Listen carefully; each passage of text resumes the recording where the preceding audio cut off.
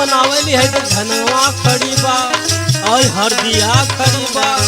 अरे काहे पीसे कि ना रे? एक बात बताई। हाँ बता। तोरे बैठल बैठल बड़ा ऐठन आ गई बा। अच्छा अच्छा सुना सुना। रोज पीसब मसाला महीना रजऊ। बहुत मशीन मार्केट में आ गई है। अच्छा अच्छा एक ठे मसाला पीसे वाली ला दिल होता तो कष्ट ना होता ना। सुना सुना सुना। रोज पिसबे मसाला महीना रजऊ। एगो ला देता एगो ला देता एगो ला देता मिक्सर मशीन रजऊ।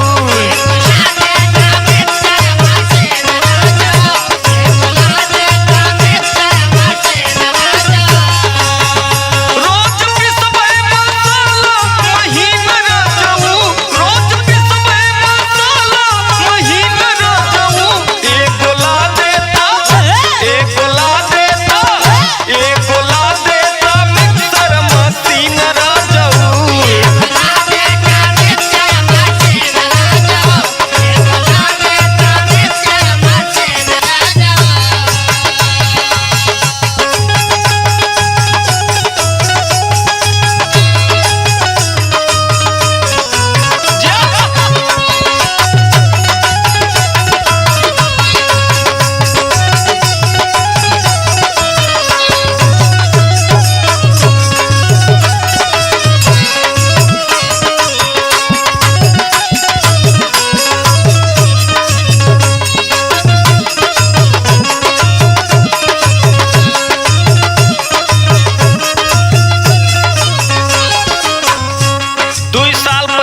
तहारी सील छिनाइल बा।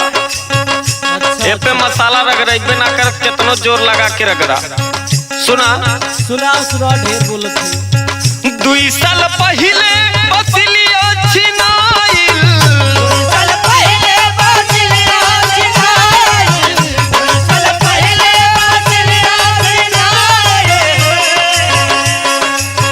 पिसला में काली मोर अंगूरी कुचाइल।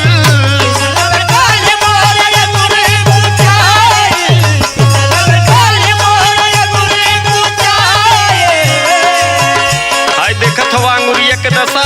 अच्छा देखत। 2 साल पहले